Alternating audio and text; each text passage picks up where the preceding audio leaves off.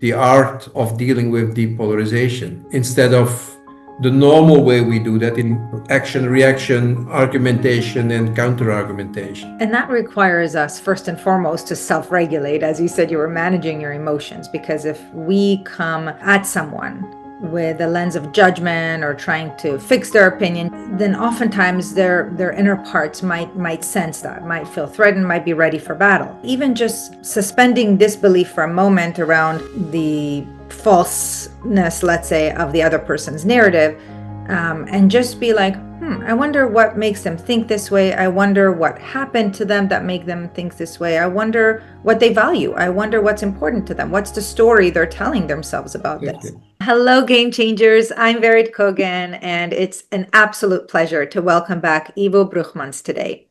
Ivo is a philosopher, a political scientist, and business consultant with 25 years of global management consulting experience, helping organizations navigate complex change.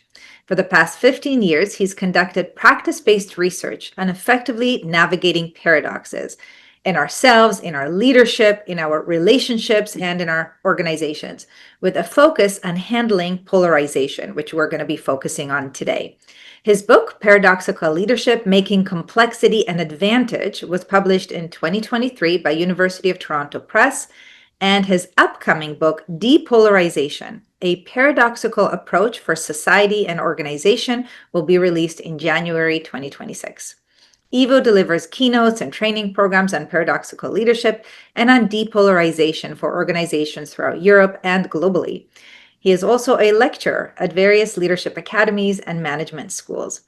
Now, some of you may remember Ivo from our previous episode 215 of this podcast, when we spoke about paradoxical leadership. So, Ivo, it is truly a pleasure to have you back, and I'm so grateful and excited to have a conversation about polarization, depolarization, because not only is it a quote-unquote hot topic today, it is a hot topic because it is very important for us to learn how to identify polarization and how to soften or completely depolarize paradoxical situations. So thank you for being here. Yeah, thank you for having me again. So I'm very pleased to be here. Awesome. Well, let's begin by, how do you define polarization? What does that mean, and how does it differ from what we might consider like conflict? Yeah, well, a conflict is about a specific issue, and you can solve the issue, and then maybe you have a compromise and then go further. But polarization is really about a conflict about identity, and there is very much more at stake because it's about yourself. We can, for example, connect to different values or different points of view, and that's fine. But if we completely identify with a specific value or point of view or whatever, then it becomes a very narrow identity, and then criticism on your opinion or on your view or on your value is directly criticizing yourself and questioning, in fact, your right to exist, in fact, socially or really physically even. That means that it's very much heavily loaded with emotions. And like I said in the previous podcast we have, every value, every vision, how beautiful it is, can turn out into something very narrow if we completely identify with it. For example, I give the example of being inclusive. We are the people who are very inclusive and they are supremacist. Then inclusion becomes something is exclusive. That this means we against them. And I think a very interesting thing with polarization is it is not about an issue, but the issues are really fuel to fuel this conflict. And any trivial thing can be, let's say, a spark for this polarization, because it's not about what we see on the surface, that's the different issues. It's what's really underneath the waterline what you don't see.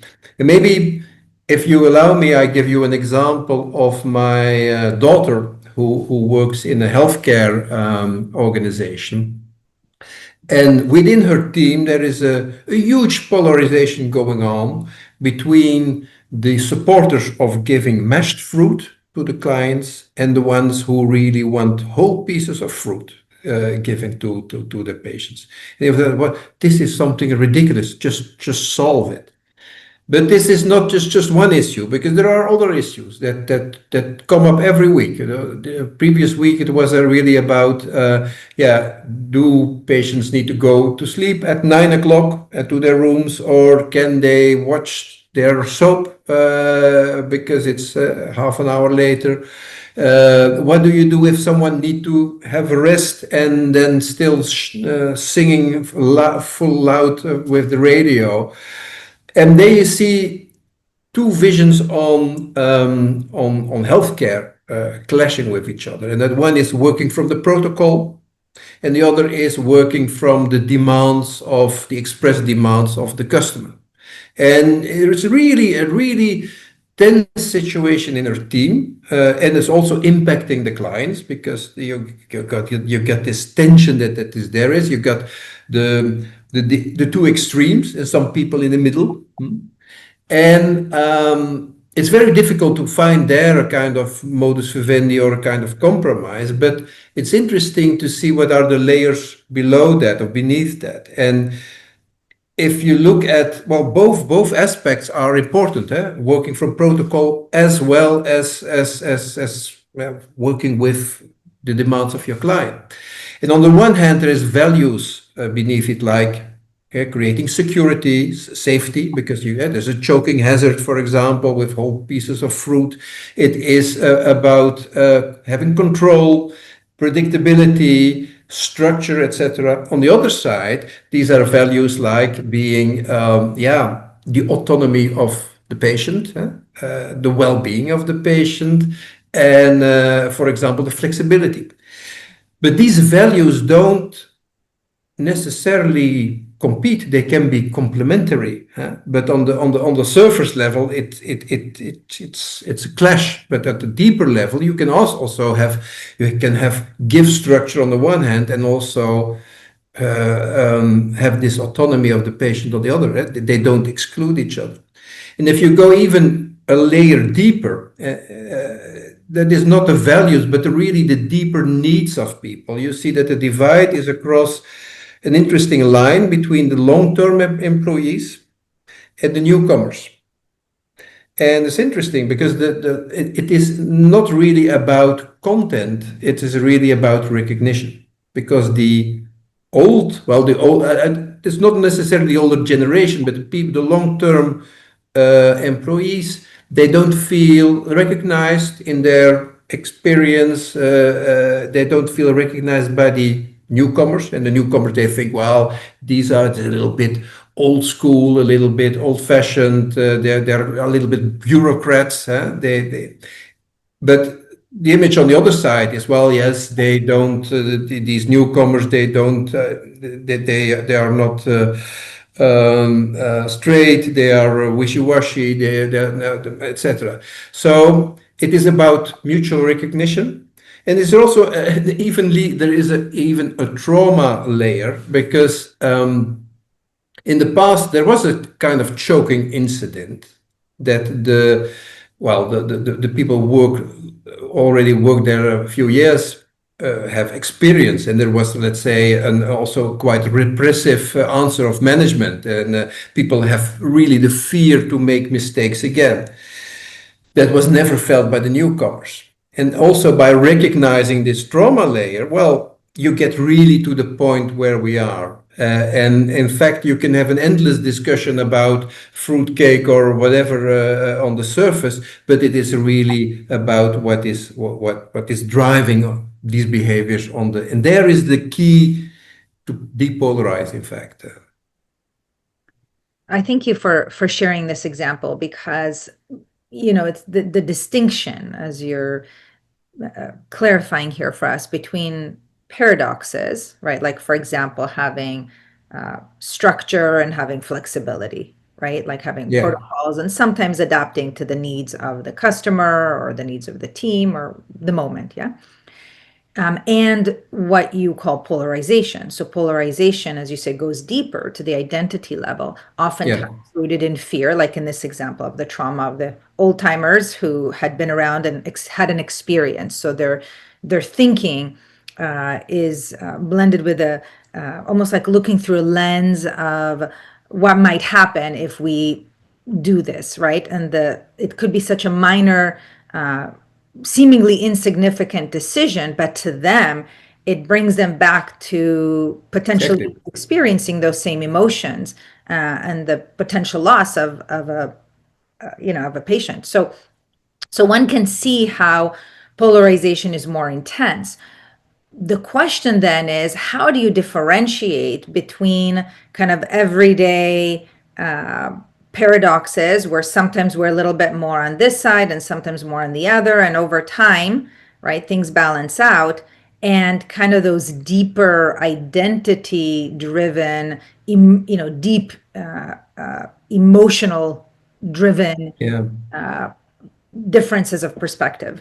Yeah. Well, that process of identification. If you certainly in times where there is a lot of turmoil, where there is a lot of change, people stick to the things that they are familiar with, and they become a kind of monolithic identity, because and these values are just anchors for their identity, and if you attack the anchors, you attack also the identity, in fact, and it is, I think, is also the challenge to, well, to keep your to value your inner ambiguity, because you're full of these different and contradictory elements, in fact, but you reduce your identity just to one thing. You get all these kind of tests where you have a blue style or a red style, etc. And well, that's fine, because that gives you your an idea of what is your dominant style, etc. But it can also be something that narrows you down to being that you, well, and you're looked by the outside world by a blue person or a red person or a yellow person. Well, that is this narrowing down, that is, well, a very, well, problematic thing to do, because then every conversation stops, because well, questioning your blue style is questioning yourself as a person. And polarizations are everywhere, right? I've heard from so many people, like let's say political polarization, right? That with some members of their family or some friends, they can't even talk about something because immediately it triggers, right? Again, we're talking deep values, right? It triggers a separation.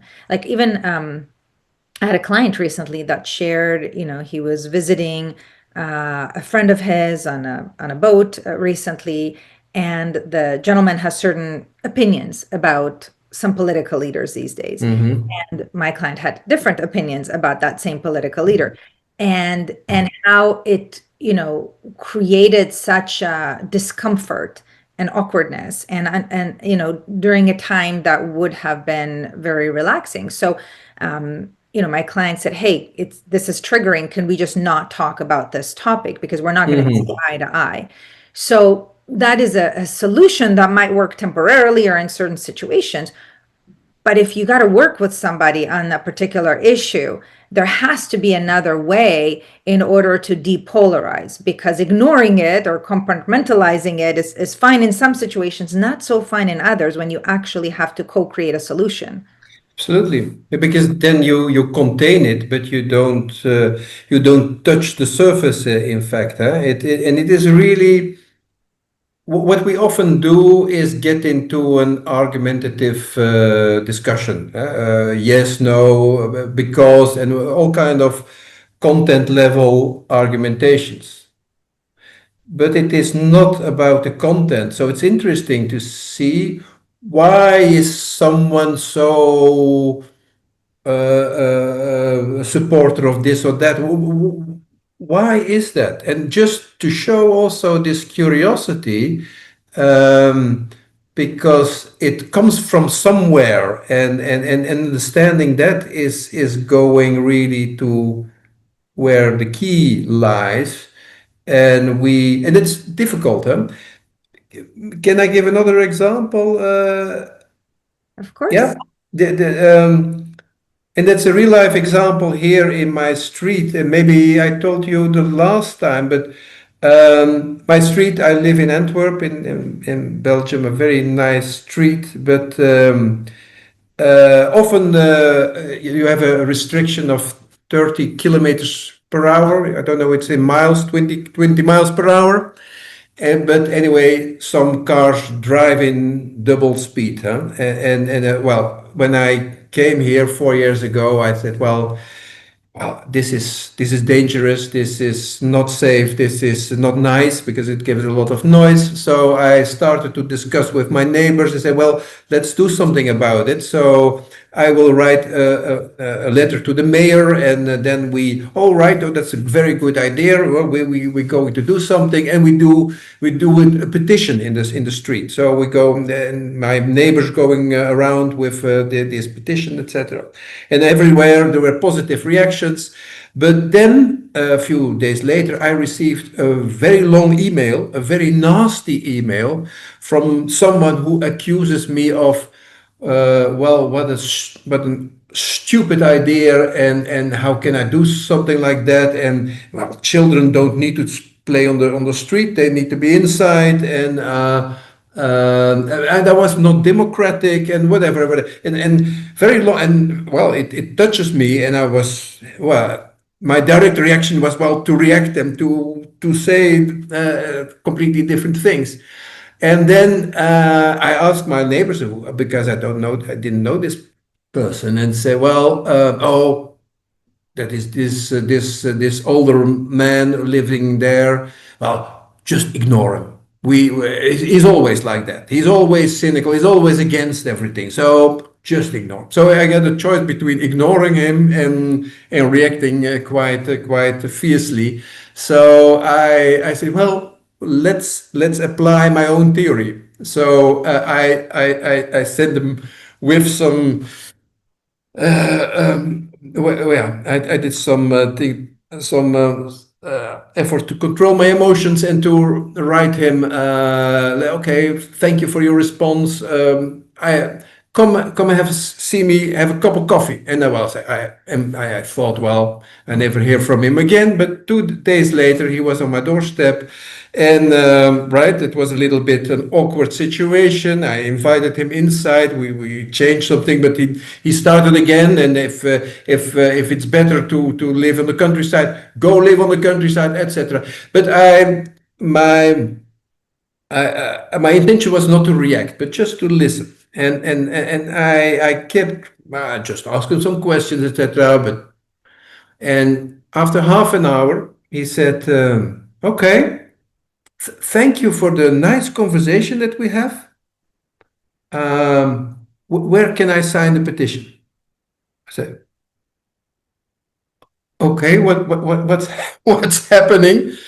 But in fact, what is happening is really that this person who was a civil servant in the past, who felt not recognized in his expertise, he lived there already 40 years in the street. He was not really consultant because of 40 years in the street, and I'm 4 years in the street. That's a difference.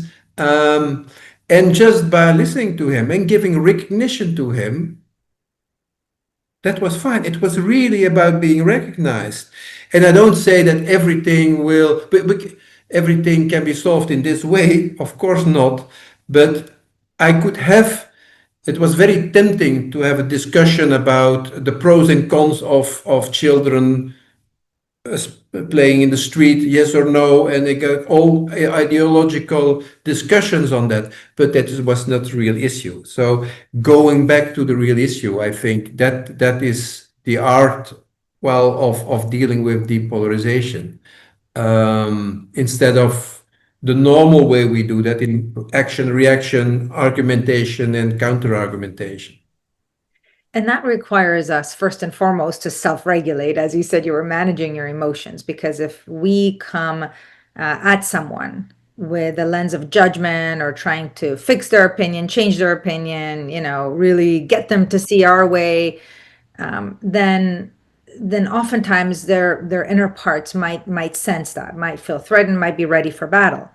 Mm. So the ability to self-regulate, to get ourselves to a place that we're less attached to our own pole, if you will, if you look at it through a paradox, through a polarity, and can be curious, right? Even just suspending disbelief for a moment around the falseness, let's say, of the other person's narrative, and just be like, right? I wonder what makes them think this way. I wonder what happened to them that make them think this way. I wonder what they value. I wonder what's important to them. What's the story they're telling themselves about this? Exactly.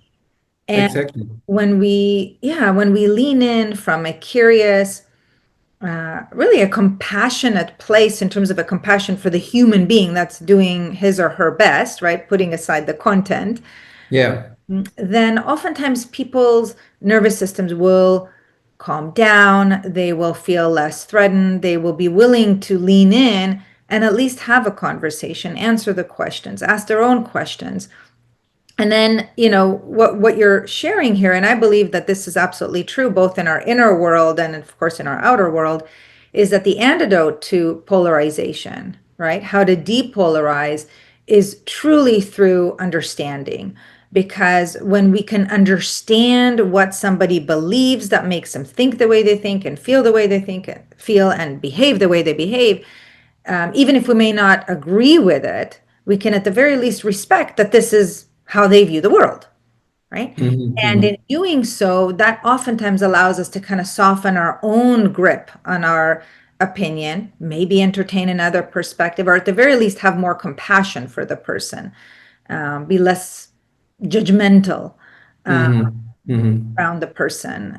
So Yeah. Yeah. I think it's often difficult because you're triggered by this very negative expression, and I've it's the challenge really to make a distinction between what people say that can be very, or the solution they provide. The solution can be very extremist, can be completely out of scope, repulsive even, but there is always a positive underlying intention. And if people are against something, they want something else. And what is this something else that they want? And that's interesting. And if you go to that, there are maybe very other alternatives to express this what they want really, not in a negative way, but in a positive way, and then you can transform it also in a good way. But it requires that we go really being sensitive about why is said what is said, huh? And what is driving that. It is not. It's very simple to be judgmental in good or bad or whatever, but it's interesting. Everyone has needs, also very basic needs like recognition, things like that, and there we are very similar, in fact. Huh? Often, what I often see in polarization is that we think we have the high ground of moral values, and we have our intentions are noble, but their intentions, yeah, that's very selfish, very basic instincts, etc. But it's interesting to recognize these basic instincts also with yourself, because well, you say, well, these people they just want status, or they want to be their ego inflated, etc. But sometimes, well, you have exactly the same drivers, and but you express them in a different way. And some people express their need for status by a big car, and others by their philanthropy or their good manners or their good taste or whatever, or their it's exactly the same that they do, but they package it in a different way. And recognizing the other with all his high level and low level drivers in yourself, and that is the aspect of self reflection. Um, well, everything what the other do, you do also. But and if you can see that, you can also be more compassionate and more understanding towards the other than yeah. Yeah, Carl Jung and others have said that whatever is repressed inside of us, whatever is incomplete, unresolved, tends to get projected out, right, to the people Yeah, and things in our life to make us conscious of our, let's call them inner shadows, yes, and so that we can feel certain things. Like, let's say if I polarize with somebody, and I know that because I have an overreaction, right? Like I over care about what they yeah, think or what they do. It's not rational, it's not logical, it's too much, yes, or too strong. To yeah, the point that it's hurting me, I feel negative emotions, right? Let's say an event has passed. If I'm still holding on to something, clearly that's an over response. That's not healthy for me. And the other person probably doesn't care, right? They're going about their life. I'm the one holding on to it. In those situations when there is some polarization, it's really, really important to again be curious and be like, huh, right? What is it that I'm feeling here? What has been triggered? And instead of pointing the finger out and blaming, to take exactly. responsibility and say, what is it inside of me that's, you know, triggering this over response, right? This intense reaction to something. Because it's never about the issue. Like you said, it's not about the fruit cake. It's not about the thing, the size of the fruit.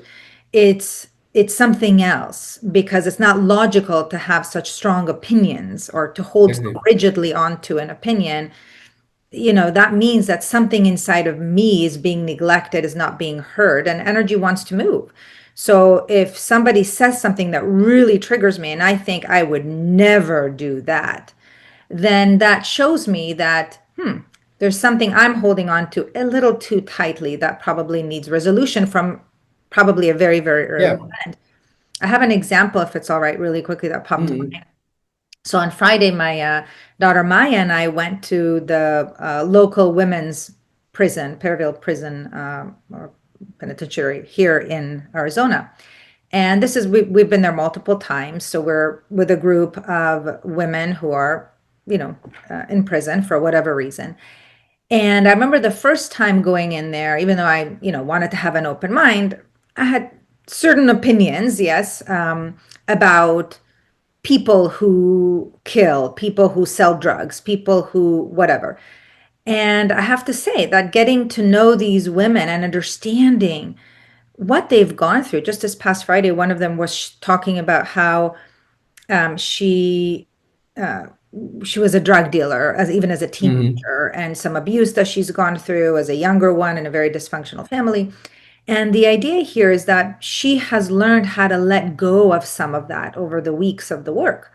And she talked about how she was always like the fighter, right? That's how she saw herself. She was always, Mhm. she would get into fights and she would go from medium security to high security. And then now she was sharing that she's going to low security.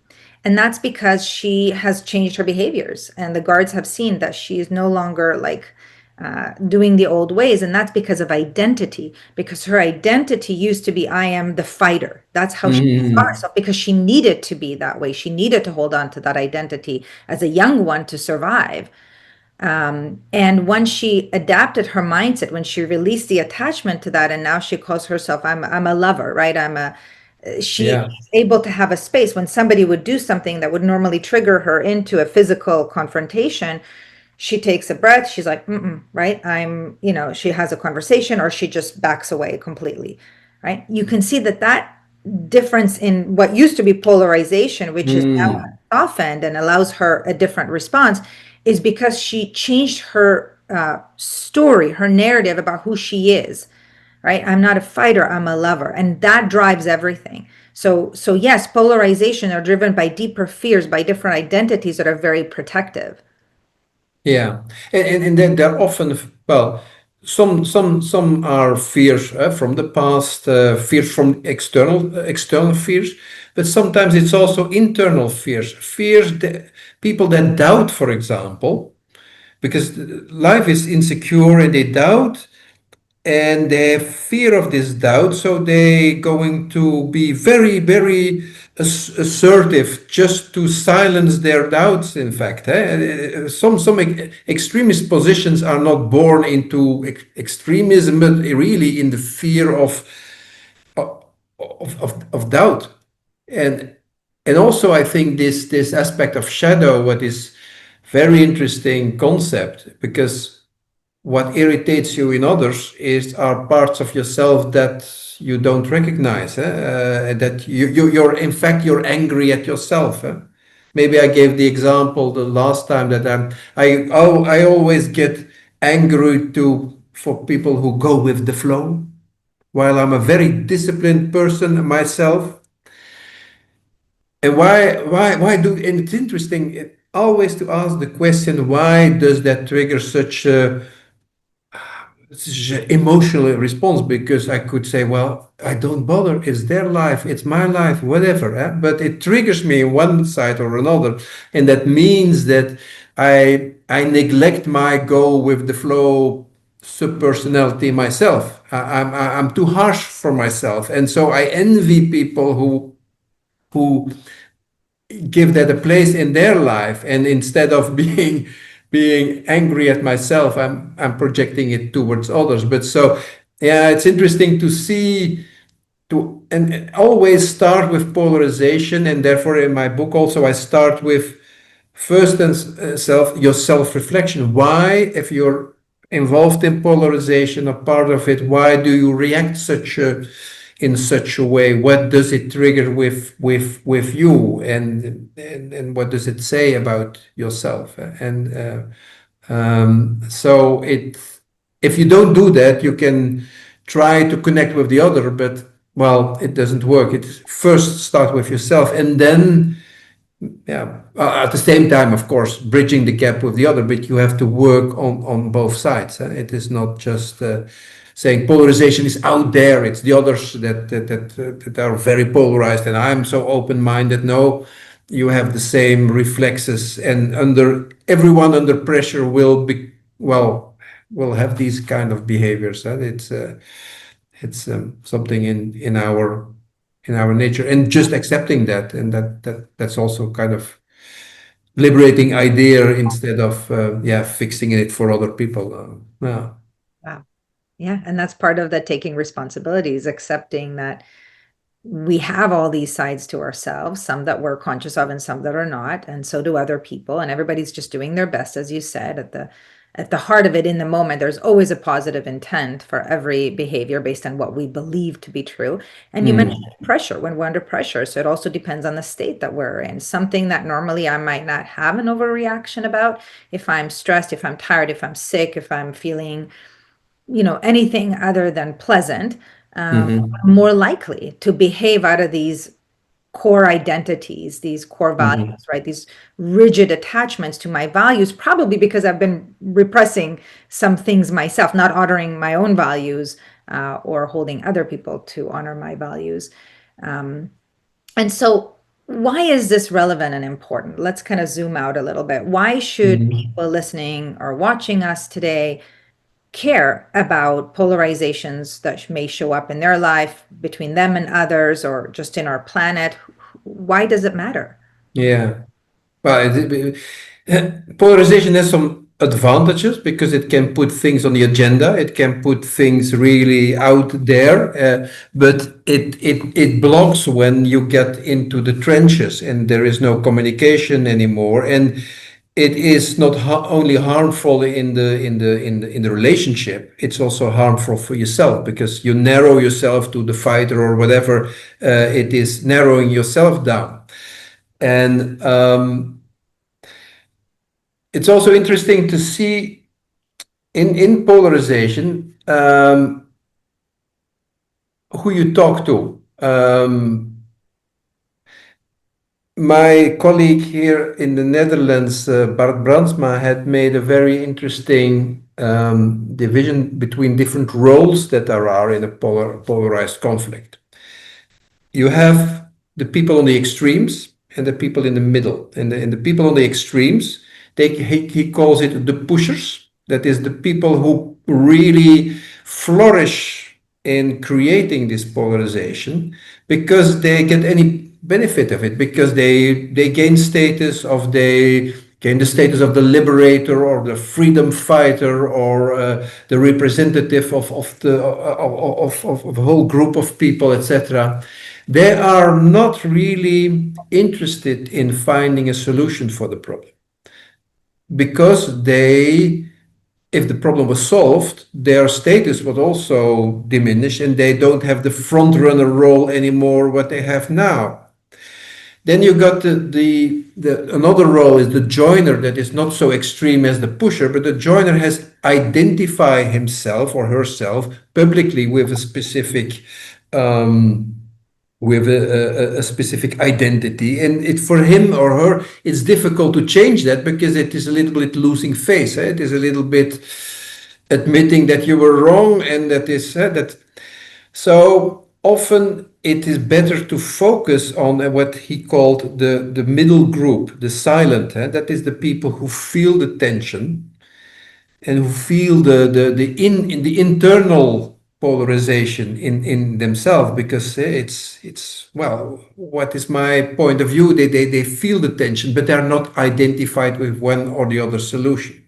And I think if you, for example, in an organization want to have a discussion, it's better to focus on this, let's say, this hopefully majority group of the silent, instead of spending all your attentions to the extremes. Maybe I gave you the example of the last time, I don't know, about when I did some change project in the past. There were always people who say, well, I'm completely against it, and start a rebellion, etc. And I always focused my energy and time to discuss with them, to try to convince them, etc. But it was in fact wasted time, because the more I gave them attention, the more they flourished. So I should have paid more attention to this middle group, and if I can have the discussion there, the dialogue there, well, the rest will probably follow. And well, the extreme positions will lose their grip because they want to have to split this middle group also in two parts. What we often did, and that was a little vile trick, that is, sometimes we made the greatest rebel, we make him team manager or project leader or whatever. And from one moment to the other, he became from the biggest anti, the biggest pro, in fact. So why is that? Why is it? Because is it now not socially unjust anymore? No, because it was not about social injustice. It was not about the value. It was really about I'm not recognized in the organization as because I'm just a professional. Therefore, I seek gaining my status outside it by being a rebellion in the union or whatever. And now I get this status within the status quo. I'm satisfied with that. And there I can. Therefore, it's always looking what is really triggering people, and where is the transformation lie. And this is why it's important to understand what people really value, what it is that's triggering them, let's say, about the change and creating change. Yeah.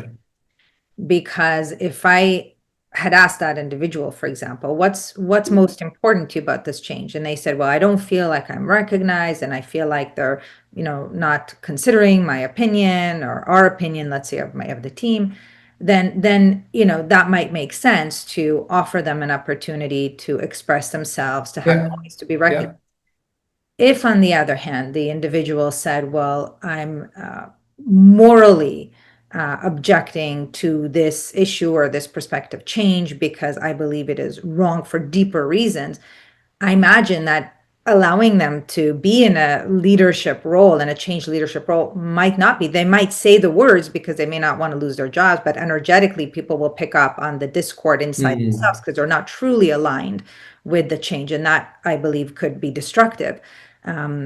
And so I agree that there's value, if you look at kind of the bell curve, focusing on the quiet group, if you will, and at the same time, the early adopters, because if there are people that believe in the change, right, focus attention on those, ask them also Mm. what's important to you, and to the best of our abilities, give them an opportunity to feel heard, because they will be Yeah, spokesperson sure. for Yeah. for the change.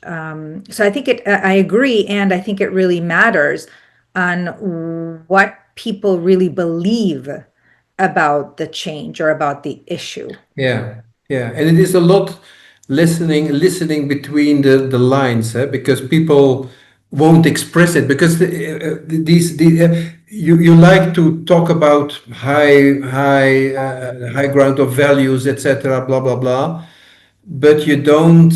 Well, there with this deeper drivers, there is a lot of maybe shame and a little anxiety. You're vulnerable because you want more money, or you want, but you don't say that you want more money. No, you have a beautiful story to. So it is really this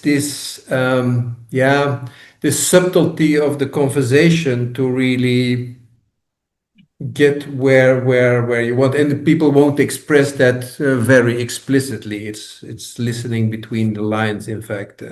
Which is why it's so important as leaders to create the conditions for trust and vulnerability and transparency and safe expression, psychological safety, so that when we do ask them what's important to you, what do you see as the best way to get this outcome, and so on, that people feel safe to express what they really think and feel.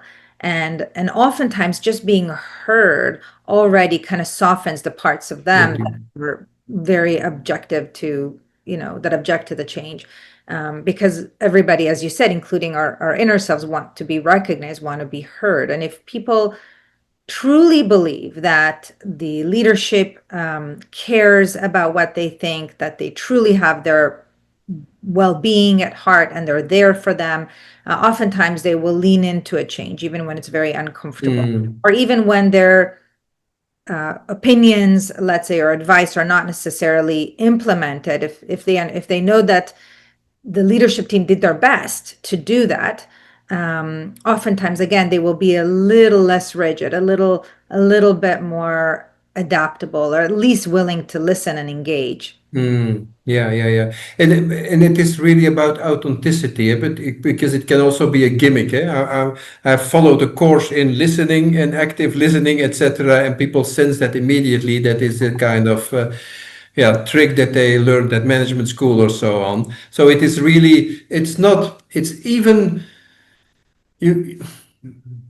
It's better to, let's say, to be not to ask the beautiful technically best questions, but just you can just it's more the authenticity than the technique, and I think also it's walking the talk and also expressing, in fact, because expressing your own tensions there, because there you give the example that you may well, admit that it's not that you're also struggling with these internal dilemmas, and this gives the opening for others also to share their inner struggles. It is giving this example that is powerful leadership, I think.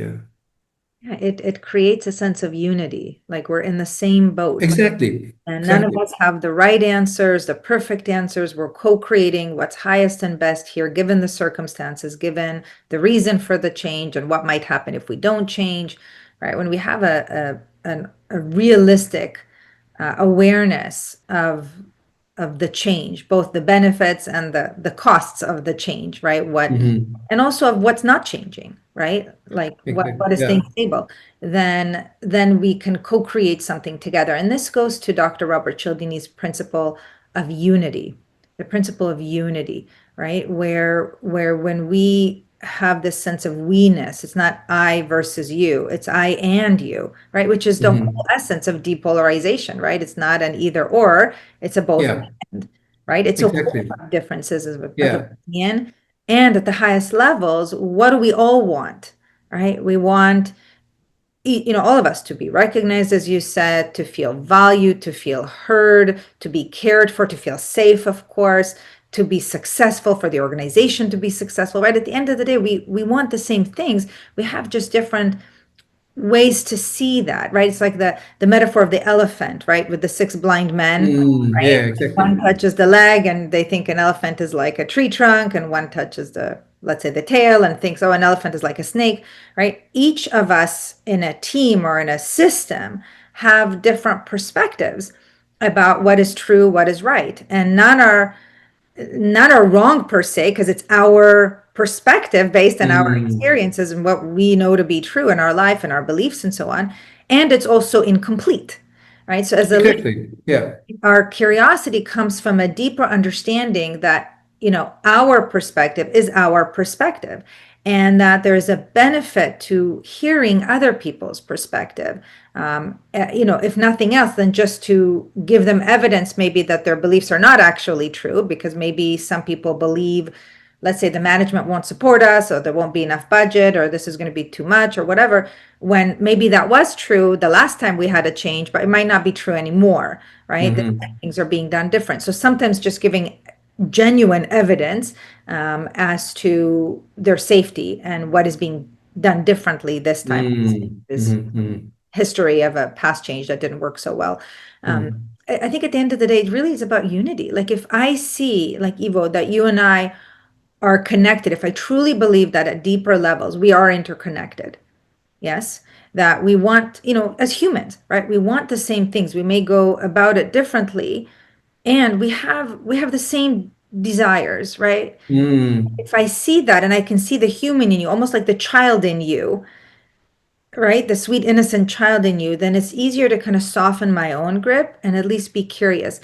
Because, and this is again a metaphor, but if I, let's say, have a very different opinion than you about something, and I'm ready for parts of me are ready for battle, then if I'm seeing you as the adult you with your opinions and all of that, then I might be ready for battle. But if I pause for a moment and I'd be like, right, and I see you as maybe the younger part of you who maybe experienced something and is fearful of something, scared, mm, worried, anxious, scared of being rejected, abandoned, whatever that might be, then I can oftentimes, because I can see that in myself, I can oftentimes just, okay, who is this person? What is this really about? yeah. And I Yeah. can usually ask different questions, or at least come off energetically as just softer. Mm, yeah. And yeah, and it is this aspect of that we are being complementary with a common goal. I think the common goal is a very important thing, certainly in an organization. I think that also as a leader, I think your first and foremost thing is not to be dragged down into, well, because both parties are very interesting to get the leader into their camp. They say, well, the leader is often a very, very, very difficult position to be in because they always want to have them in your camp and or to make, let's say, to make the leader suspicious that they're in the other camp, etc. So in fact, you are there not to get involved in any discussions, but you're there to guide or to guard the common goal that you have, and also stressing that both these views, like the parts of the elephant, are very complementary.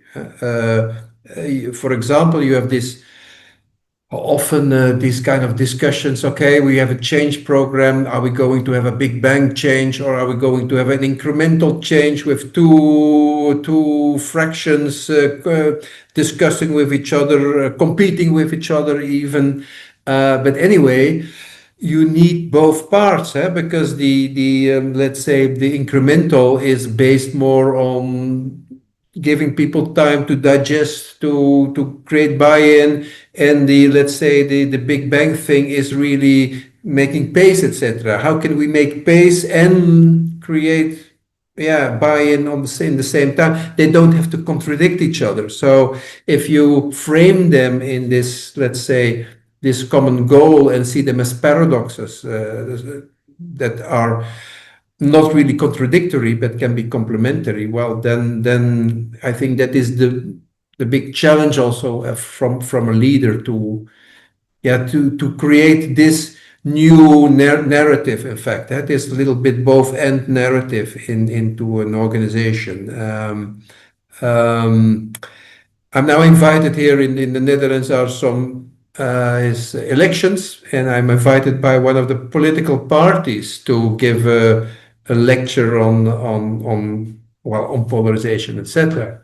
And it's interesting their motivation. They say, well, of course, different as in the US, you have a one winner takes it all system. Here you have a coalition system, and they say, well, we also invite other parties to come, other politicians from other parties, because it's really about, yeah, we have to work together in one way or another. And how can we bridge this gap to create something that is bigger than ourselves, bigger than, I think, because people are also in politics fed up with, well, politicians that only focus on their side and not on solving the overall problem, but on profiling, etc. So I think it's very interesting idea to have this. Well, to invite the other parties and to see, okay, we have a common goal that is more than us, and how can we contribute that from our own perspective, from our maybe, and how can these both views complement each other? So you've given us a lot of ideas here. If you were to kind of sum up for somebody who's listening to us today and saying, okay, so yes, we can focus on the bigger, goal that we all share, what we have in common around what we want. We can be more curious, we can lean in. How can we, within our circle of influence, contribute to depolarization? But to resume it on different levels, I think first the level of yourself, there it starts. That is, be very self-analyzing. Why do things trigger you? And keep, well, foster your own ambiguity, your own different sides at yourself, and don't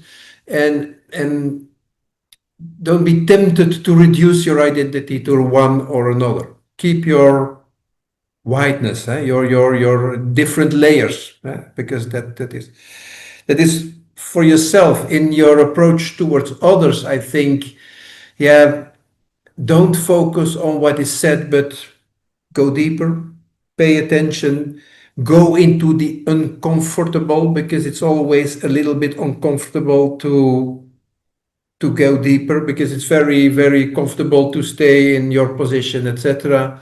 And try to understand what is really the deeper layers, why people do what they do. And thirdly, as a leader, I think, first of all, avoid creating polarization yourself. And often leaders do that by, for example, in change, they say, well, the old, that was really bad, and the new, that's the new, well, that's fantastic. They create, in fact, A versus B, and they create their own opposition. Or they stimulate competition is fine, but they over stimulate competition. So don't create it yourself.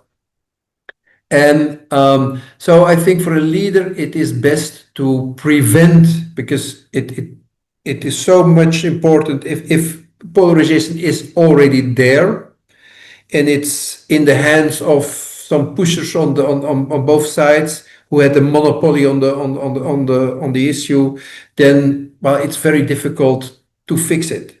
But if you can prevent it just by picking up signals of unease, signals of people who are unsatisfied in one way or another, and making the difference between what they say, that can be very extremist ideas, and what the signal is they really feel, then you have this open discussion before it get monopolized by, because if it's not recognized, it goes underground until one day a person a demagogue comes and said, well, I know the answer to all your problems, it's there, and exactly. So to avoid that, you have to be, and it will take time, because then you think, oh, this discussion about fruitcakes, whatever, I have plenty other things to do.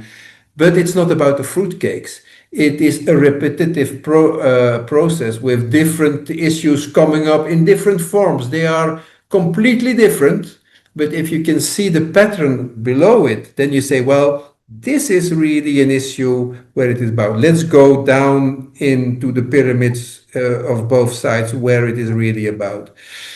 And of course, if there is polarization, like you said, it is creating this safe atmosphere where people can share and being, let's say, the example yourself and living it yourself.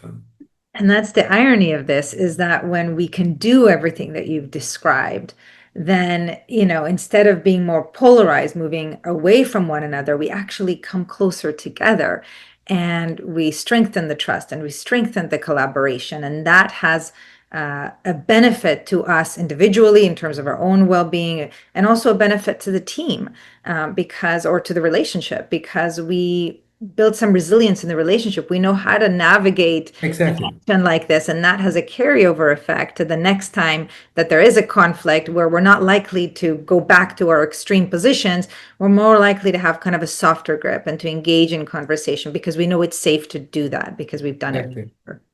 It's a learning, because it's you can solve one polarization, but then if another comes up, you have learned. It's also a skill that you learned, and then you get a ripple effect for also future conflict. There will always be future conflicts, but you get a way of handling them better.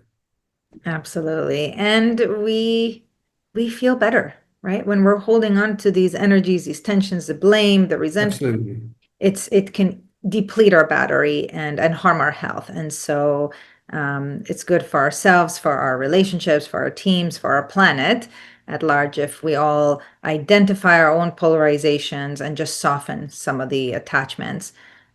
So thank you for being here today and sharing these examples with us, just making it more top of mind for people to understand how this topic shows up or can show up in their own life, and how they can live an even better life, and of course, influence others to do the same. Thank you for having me again. Of course. How can people learn more about your upcoming book, and about all the wonderful programs that you offer? Well, my many of the things that I talked about were already in the last book in English. My new book is in Dutch, so for the Dutch speakers, it would be a good exercise, or the non-Dutch speakers, a good exercise. But anyway, I think a translation will follow, yeah. But I think the 2023 book from the University of Toronto also covers already a lot of things there about polarization. So Absolutely. And I've read the book. It's a wonderful book and highly recommend it as well. Thank you, Ivo. Thank you for doing this important work. Thank you for sharing it with us.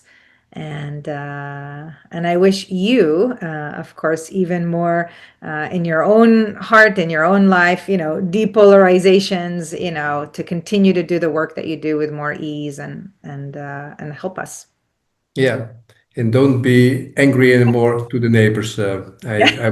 I will do my best. Invite them over. Make some fruitcake and invite them over. Yes. Yeah, sure. Thank you. Thank you, Ivo. Hey, Game Changers, it's Vered. Thank you for tuning in to this episode with Ivo Brughmans on polarization.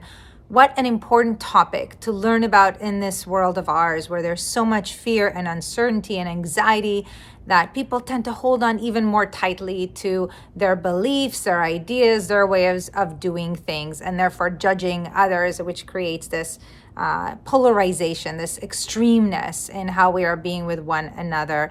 And of course, the only way to depolarize is through curiosity, it's through care, it's through understanding and seeing really that we at the highest levels want the same things for ourselves, our families, and our communities. So if you want to learn even more from Ivo, I invite you to check out episode 215, where he spoke with us about paradoxical leadership, a really important topic to learn, especially if you're in a position of influence, because when you get how to navigate polarities, these seemingly conflicting paradoxes, your life will be much easier, and so will your team's life. So all my love, if you have not already subscribed to this channel, please do so and share the videos with others. And I thank you for being here. Bye for now.